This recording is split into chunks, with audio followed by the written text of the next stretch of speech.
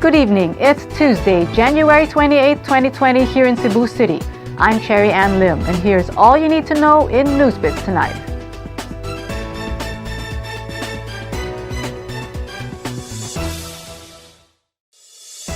More patients in the Philippines have been placed under investigation for the 2019 novel coronavirus, the Department of Health said Tuesday. Here's Nico Tubo for the details. The Department of Health earlier today said more patients in the Philippines have been placed under investigation for the 2019 novel coronavirus.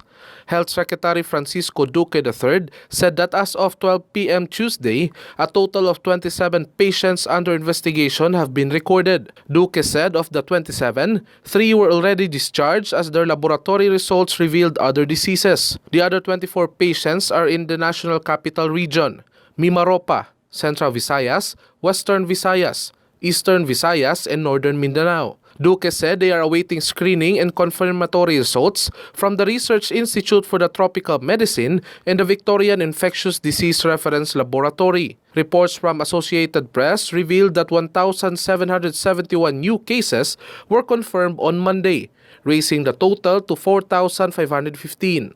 Aside from China, infections also have been confirmed in the United States, Thailand, Taiwan, Japan, South Korea, Vietnam, Singapore, Malaysia, Nepal, France, Canada, Australia, and Sri Lanka. Duque said the health department will ensure that all Filipinos in other countries will receive sufficient information and health support through telemedicine. He also urged the public to remain vigilant. Nico Tubo, NewsBits Tonight. The Bureau of Immigration has ordered the suspension of the visa upon arrival issuance for Chinese nationals in the country amid the threat of the 2019 novel coronavirus. Here's Kenneth Torres for the details. The Bureau of Immigration has ordered the suspension of visa upon arrival issuance for Chinese nationals. But the Bureau clarified that there is no order barring Chinese nationals from entering the Philippines amid the 2019 novel coronavirus scare. Chinese tour groups have been using the visa upon arrival facility in visiting the Philippines. Immigration Commissioner Jaime Morente said the suspension follows the travel lockdown implementation in several cities in China. At least 8 cities in China have been shut down since January 24 to try to contain the disease that has sickened hundreds. Meanwhile, Cebu City Mayor Edgardo Labella will meet with the officials of the Bureau of Quarantine, Department of Health, Bureau of Immigration, and public and private hospitals in the city on Friday to discuss about preemptive measures against the infectious disease. Labella said he will recommend to the Bureau of Immigration to temporarily ban Chinese tourists from entering the city. The move aims to protect Cebuanos against the 2019 novel coronavirus. Kenneth Torres, NewsBits Tonight.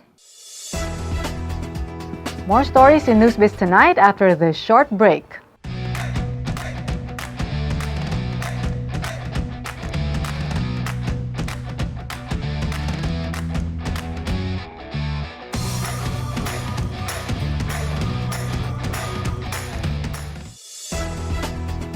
The man who dabbed his spit mixed with face paint on the faces of a couple during the Sinulog Grand Parade 2020 will face 3 criminal charges. Here's Nico Tubo for the details. The man who mixed his saliva with face paint and wiped it on the faces of a couple during the Sinulog Grand Parade last January 19 is set to face 3 criminal charges. The Cebu City Police Office will charge Jason Jan Tapales with grave scandal, unjust vexation, and offending religious belief. Tapales' act was captured on video that went viral on social media. CCPO officer in charge Engelbert Soriano said they are preparing the complaints and will file this before the prosecutor's office within the week. Tapales went to the office of Cebu City Councilor Joel Garganera last January 22 and issued a public apology. He will be the second person to be charged with offending religious belief after Carlos Celdran in 2018. The Supreme Court upheld the decision of the Court of Appeals, finding the late tour guide and activist guilty of offending religious belief for his Padre Damaso stunt inside the Manila Cathedral in 2010. Nico Tubo, NewsBits Tonight.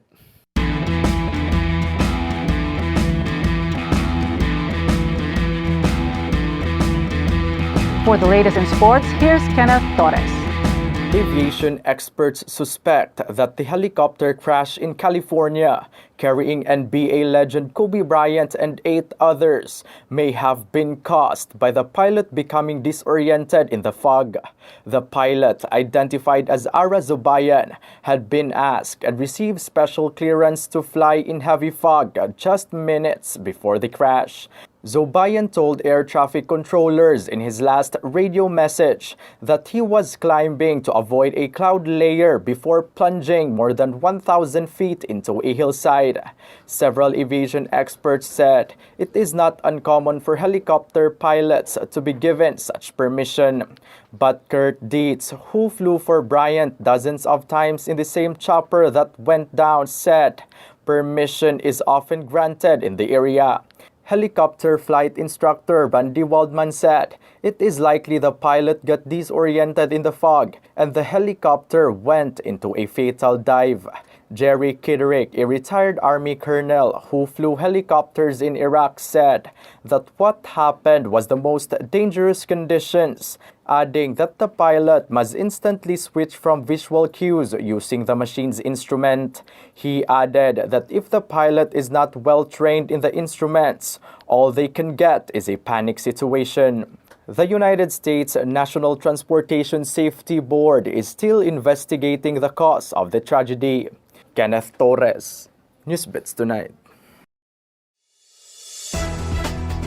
To get the latest, visit www.sunstar.com.ph. Follow us on our YouTube channel and official social media accounts on Twitter and Facebook.